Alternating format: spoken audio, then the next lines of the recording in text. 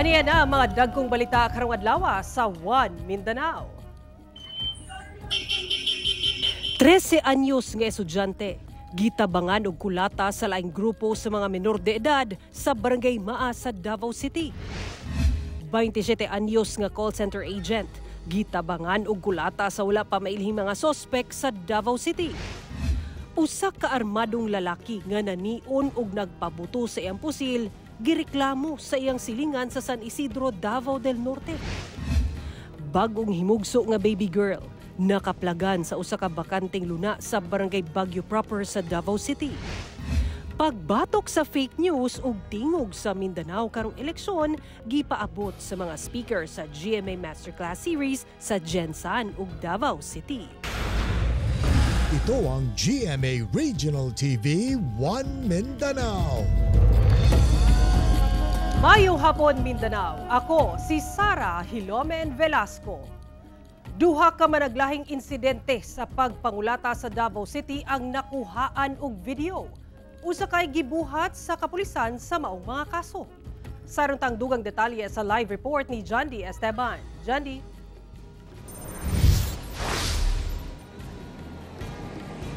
Sara, ang unang insidente na hitabo diha sa Maa, Davao City, ang biktima usa ka menor de edad nga estudyante.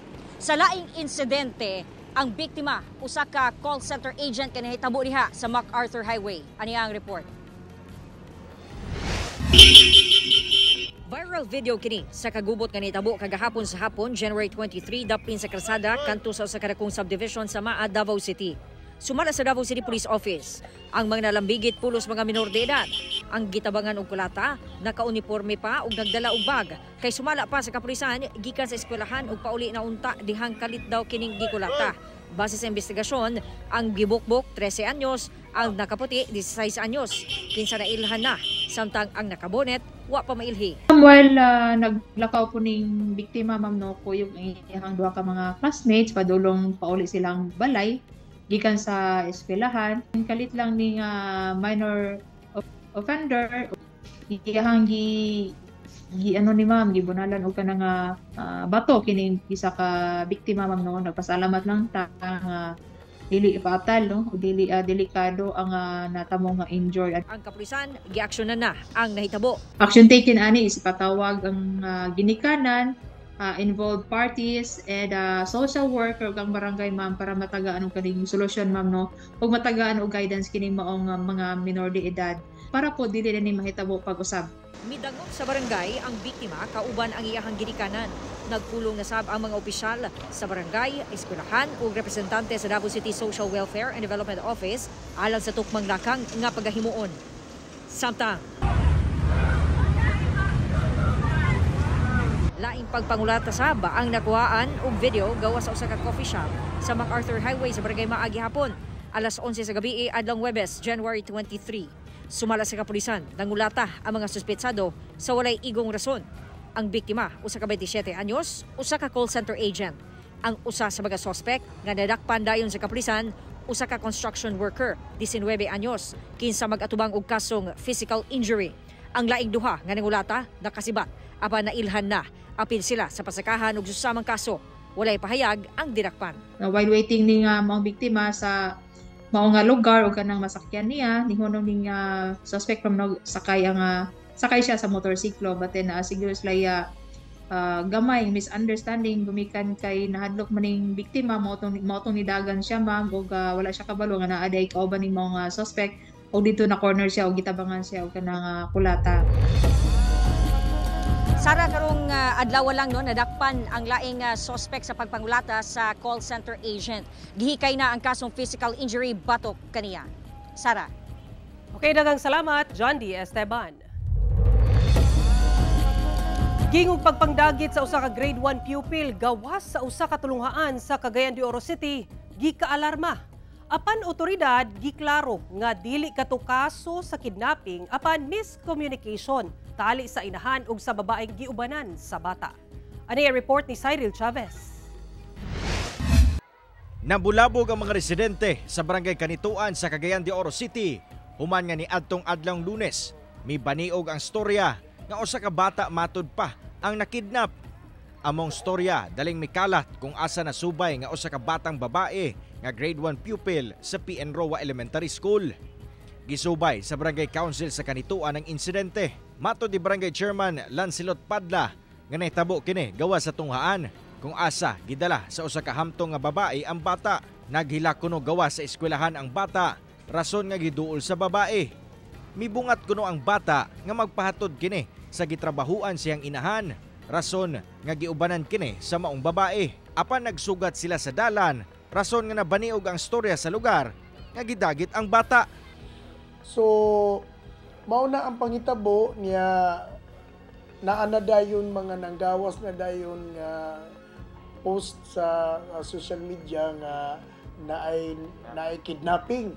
Yung natingala na lang ko kay nalabyan ako sila dito sa nakitaan na dahil ako siya dito sa Bulao nga gadabaklay siya kauban niya tong babae. Hinoon human nga mapatawag ang duha ka partido sa Bulwa Police Station. Napaklaro nga walay daotang intensyon ang babaeng mikuha sa bata. Justify yun siya sir nga iya gyud ay hatod to akong anak kay nakadungog siya sa conversation sa akong anak ug sa babae nga ingon daw akong anak paingon didto ga point siya ug asa sila paingon kay giklaro sa kapulisan nga dili kini kidnapping apan miscommunication tali sa inahan ug sa babaeng nagdala sa bata. Tungod sa hitabo mas gipahugtan sa eskwelahan ang seguridad sa ilang palibot. Gihangyo nato ang mga ginikanan, labi na kung atong bata kinder, grade 1, grade 2, grade 3 kining mga gagmay nga dili lang nato ihatod sa gate. Kung pwede ang atong eskwelahan nagtugot man nga ihatod sa classroom. Labi na kaning grade 1 nga mga bata. Kung naa manggaling mga inani nga mga pangitabo, gikinahanglan gyud nga ato gid siyang i-report sa proper nga authority. Kay mao man gid na ang atong himuon nga proseso para at least nga matabangan dayon nato dayon nga kung unsa gyud ang maong hinungdan. Kauban si Jaybert Pairat, Cyril Chavez, 1 Mindanao. Usa ka bagong himugso nga baby girl ang nakaplagan sa usa ka bakanteng luna sa Barangay Baguio proper sa Davao City. Atong saro ng detalye sa report ni Argil Relator live. Argil. Sara, padayong ginapangita karon sa mga otoridad sa kung kinsa man ang nagbilin sa moong baby girl sa bakanteng luna alas 12 pagayod sa tungang gabi.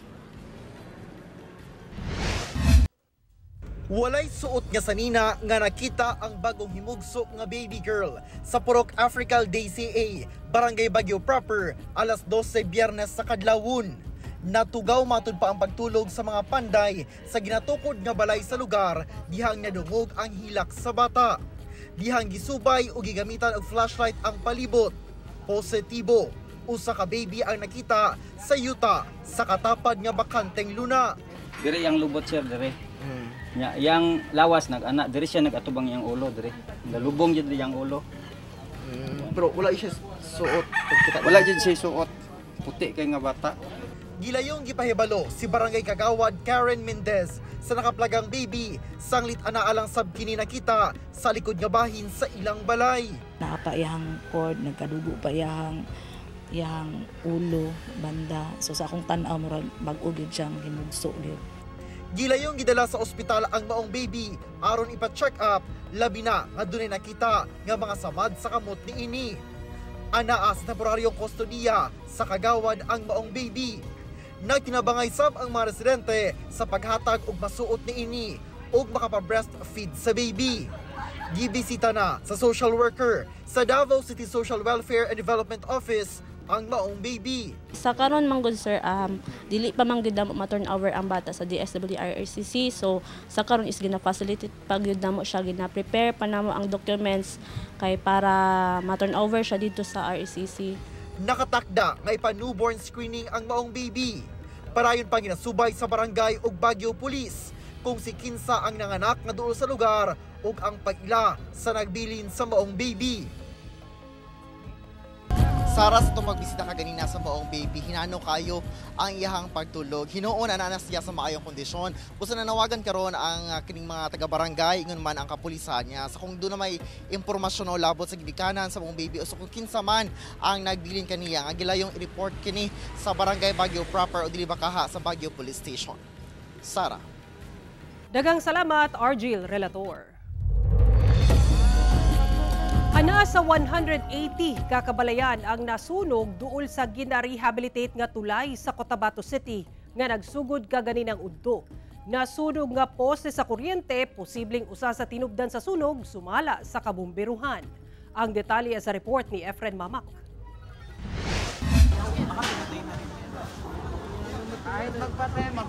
Paspas nga gilamoy sa dakong kalayo kining pipila ka mga kabalayan nga nahimutang duol sa gina-rehabilitate nga tulay sa Quirino Bridge, Poblacion 7, Cotabato City nga nagsugod kaganinang udto.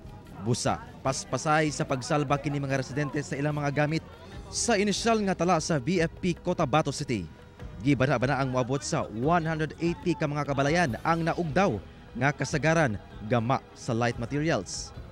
Padayon matud pa ang investigasyon sa VFP sa tinubdan sa sunog. Apan, saysay sa mga residente, nasunog nga poste kuno ang tinubdan sa kalayo. Patuloy pa natin iniimbestigahan, pero kung papakinggan natin yung statement ng mga tao, mga residente dito sa lugar, ay may nangyaring post-fire o yung nasunog poste malapit lang dito. Padayon pang ginasuta sa kabomberuhan kung adunay naangol sa insidente ug kinatibuk ang danyos sa sunog. Kauban si Bong Vicencio, Efren Mamak, One Mindanao. Namatikdan karon ang pagpatuman sa gitaganang suggested retail price o SRP sa mga imported nga bugas sa Bangkerohan Public Market sa Davao City. Sa pagpanubay sa GMA Superradyo Davao sa maong merkado publiko, anaalang sa 48 pesos hangtod 55 pesos per kilo ang presyo sa mga iladong imported nga bugas. Mas ubusab sa gitaganang maximum nga SRP nga anaa sa 58 pesos matag kilo. Bas pa sa bahurot ang 48 pesos per kilo nga imported nga bugas sa maong merkado publiko. Samtang nagpabilin sab sa 45 pesos hangtod 48 pesos per kilo ang mga lokal nga bugas. Apan doon na sa miabot sa 53 pesos per kilo. Gibutiyag sa Department of Agriculture Region 11 nga wala pa'y nadawat nga reklamo ang ahensya sa grabeng kamahal sa presyo sa bugas sa Davao Region. Sumala pa ni Macario Gonzaga, ang Regional Executive Director sa DA11, nga nagpadayon ang pagmonitor sa ahensya sa gitaganang presyo sa bugas.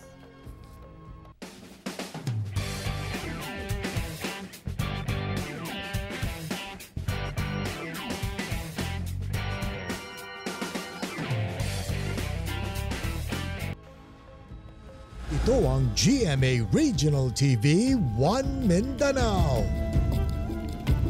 Usa ka armadong lalaki nga naniun ug nagpabuto pa sa iyang pusil ang gireklamo sa silingan sa San Isidro, Davao del Norte. Sospek padayong gipangita sa kapulisan human misibat. Ani ang report ni John D. Esteban. Kuha sa cellphone video niadtong January 22 sa gabi ang pagpabuto og armas nining lalaking nakasando nga si alias Nestor. Una pa kini nahitabo, nanion pa kini og pusil sa lalaki nga naka-yellow og t-shirt nga si alias Ray. Taud-taud pa.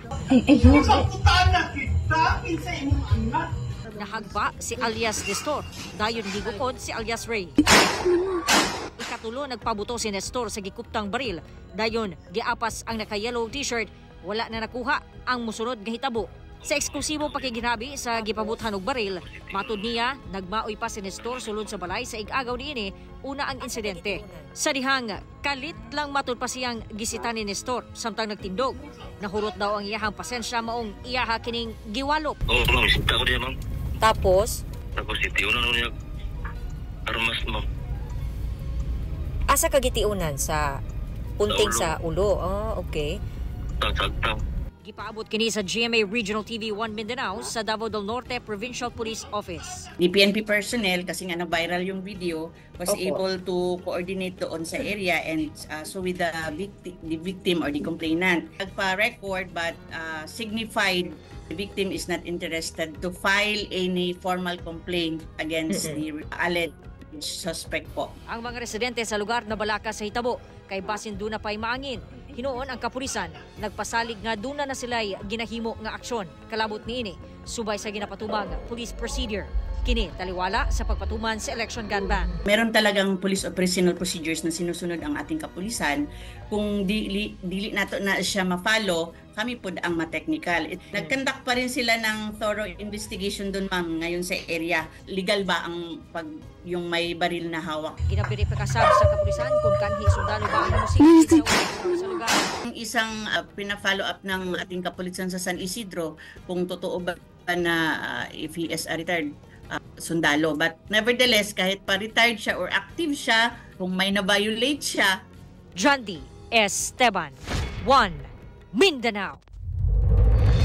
Migawas na ang autopsy report sa pagkamatay sa 19 anyos nga babae nga brutal nga gipatay sulod sa ilang balay sa Taguluan, Misamis Oriental. PNP, dunay tulo ka mga person of interest nga ipailawom sa polygraph test.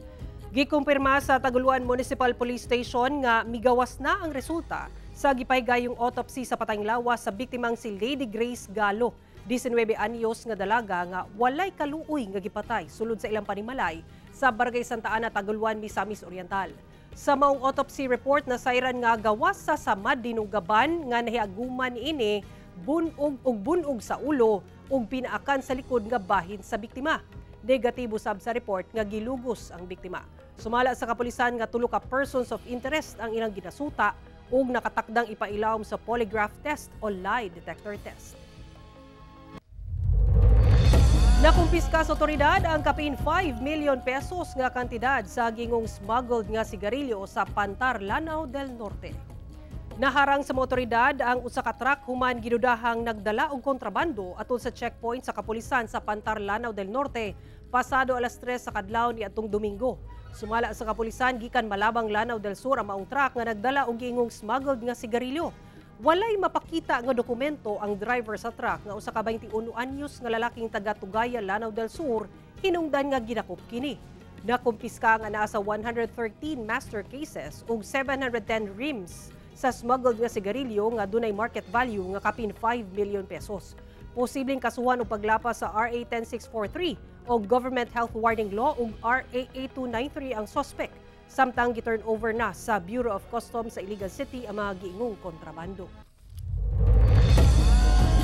Sobra 30 ka mga personahe sa Police Regional Office 10 nga dunay chronic illnesses ang nakabenepisyo sa tabang pinansyal ug mga pagkaon gikan sa PNP Officers Ladies Club Foundation. Ani report ni Cyril Chavez.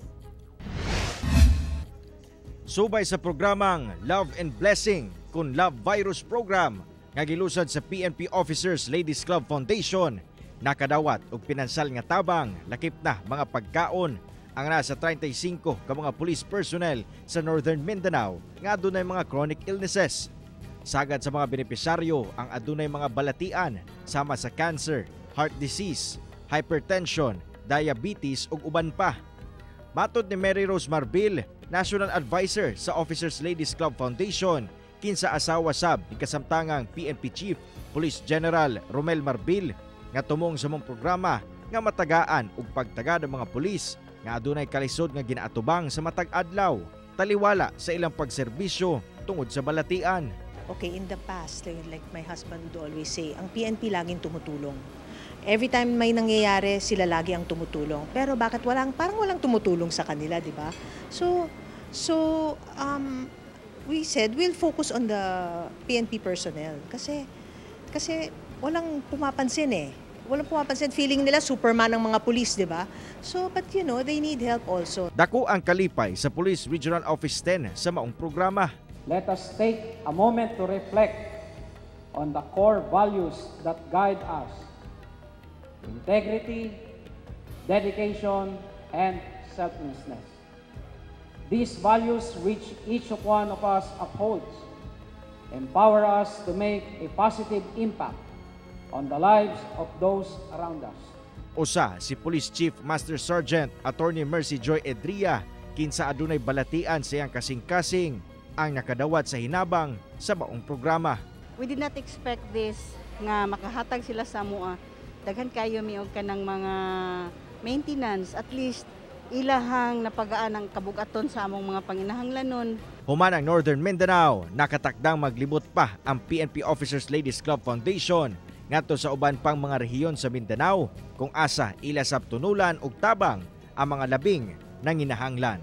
Kauban si Jaybert Pairat, Cyril Chavez, 1 Mindanao.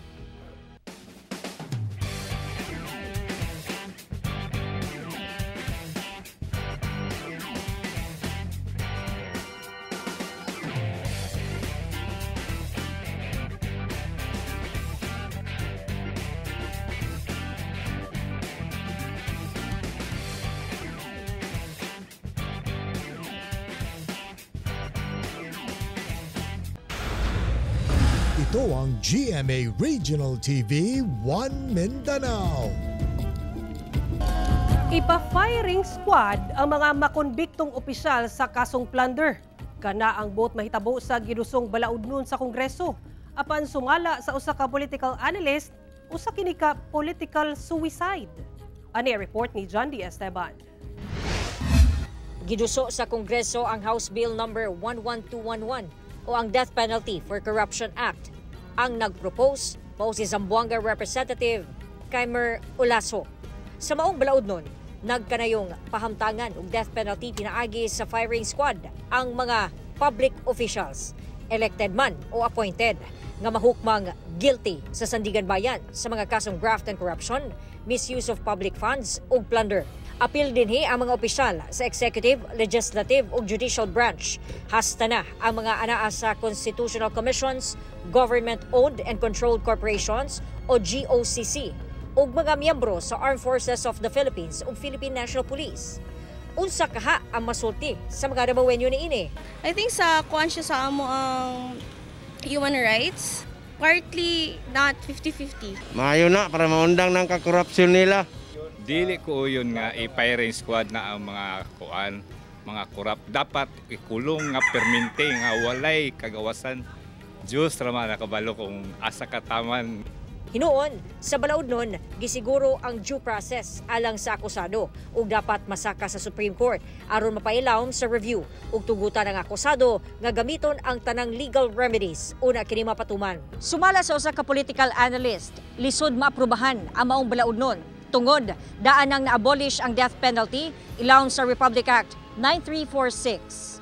Yung political dynasty nga hindi nakakalusot. Eto pa kaya, no? So, yun yung medyo hurdles dyan. Pero yung number one talaga dyan, it is against the Constitution. Pinagbabawal po yung death penalty natin under the Constitution. Gitawag ni Beleno nga usa ka political suicide ang pagduso sa mga balaod nun. Yung target nito sila mismo. Diba? So, yung tanong natin, why would you create a law that would target each other? Diba? So, yun yung sabi ko unang it's a political suicide. So, it's a political suicide on the part nung nag-propose ng bill, and it's a political suicide on the part din nung mga mag-a-approve nitong bill na to. Okay? Now, hindi po siya pwedeng gawin by simple legislation kasi nga yung it is a violation of the Constitution. Unang-una muna, they have to prove na itong kanilang mini-mention of graft and corruption, plunder, etc. are considered heinous crime. Yun lang kasi yun lang yung exception natin. Sa tanaw ni Beleno, posibleng gimmick lang ang pag-propose sa maong balaod nun. Usually before elections, syempre gagawa ng gimmick yung mga politiko natin para mapansin sila. So sabihin man natin na medyo may pagkabobo o medyo hindi pinag-isipan, pero that is already beyond, beyond dito sa kanyang pinail na bill. No? Kasi since pinag-usapan na natin, na-achieve na niya yung kanyang objective na mapansin ng tao. No?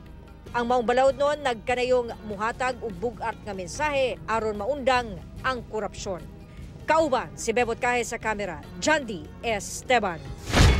1 Mindanao. Kapi 9.2 billion pesos nga kantidad sa smuggled nga sigarilyo ang nasakmit sa otoridad gikan sa usa ka 10-wheeler truck atol sa gipegayong Comelec checkpoint sa Kiamba, Sarangani.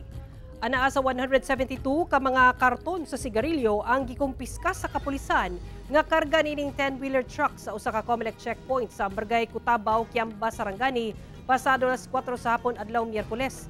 Gibana-bana ang nagkantidad kini og kapin 9.2 milyon pesos. Walay igong dokumento nga mapakita ang driver sa maong truck nga taga San Jose Digos sa Davao del Sur.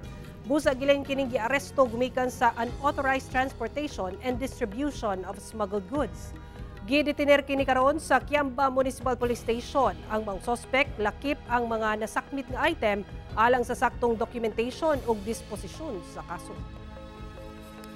Mahinungdanon ang gilusad nga unang Mindanao leg sa GMA Masterclass Election 2025 Dapat Totoo Series nga gipahigayon sa General Santos City ug sa Davao City. Pagbatok sa fake news ang gipataya ngadto sa mga estudyante ug ang kamahinungdanon sab sa tingog sa Mindanawan karong umaabot nga eleksyon. Ano report ni Argil Relator? Dagsa ang mga estudyante sa Notre Dame of the Jangas University sa Brother James McKnight Auditorium sa unang Mindanao leg sa GMA Masterclass Election 2025 Dapat Totoo Series sa General Santos City adlong Miyerkules.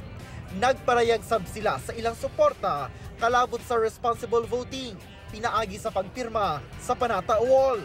Gihatagan o gibugaton sa mga guest speaker ang paglaban sa fake news. You have to make the best decisions for yourself and for your country. Now, I understand hindi natin malalabanan lahat ng fake content sa mundo. Little by little, step by step, let us make the world a better place, one post at a time. Alang ni Coach Martin Hammer Antonio, ang iyang choices nga ipili sa iyang journey isip basketballista o coach, magamit sab nga giya sa mga kabataan sa pagpili sa mosunod nga leader sa nasod. And each choice that you make, it coincides with accountability and responsibility. Lahat ng mangyayari sa choices ninyo, it would affect you. Magsusi, kini ang tambag ni GMA News Online Managing Editor Lou Albano. When combating fake news, di ba, be skeptical. Remember guys, joy and happiness, climate action and governance are not made to be a crumb. Relate sab kaayo ang mga estudyanteng nitambong sa GMA Masterclass Election 2025 Dapat Totoo Series sa Holy Cross of Davao College sa Davao City. Gihatagan sab o gibukaton ni Tina Panganiban Perez sa GMA Integrated News ang mga angayang susihon sa mga botante nga kinaiya sa kandidatong angayang iboto. Malaking factor yung eleksyon 2025 sa eleksyon 2028. Kaya tandaan po natin, ang nakataya sa kada eleksyon ay buhay natin, kinabukasan natin. Kaya ang dapat nating piliin ay yung dapat malipayon ang mga estudyante ug faculty sa ilang mga natun-an sa maong aktibidad. It gives me more information and much prepared po talaga at saka ma-ready na po ako sa this coming election po. I will be a champion for truth and integrity as well as to empower my co-youth, especially that we really hold a larger voice in this upcoming election. It is about time for our young people to be informed, to be engaged, to participate in nation building. We are presented with a unique opportunity to deepen our understanding of the electoral process, guided by expert insights on truthful and responsible voting.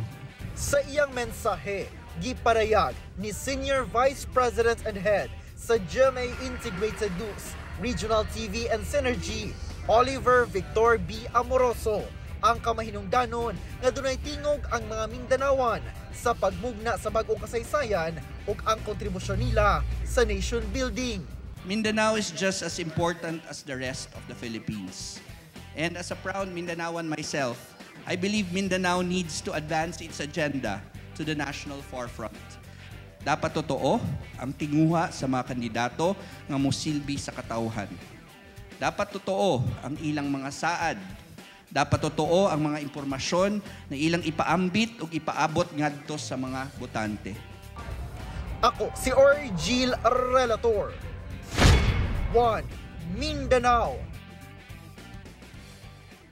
Mao kato muling balita sa Mindanao karong adlaw. Mamahimo ninyo kini makita pag-usab pinaagi sa pagbisita sa official website sa GMA Regional TV o bisitahan ang among official YouTube channel ug i-click ang subscribe button para sa pinakaulahing balita. Daghang salamat sa atong mga kapuso sa Mindanao nga nagalantaw kanamo ug sa atong mga kapuso abroad.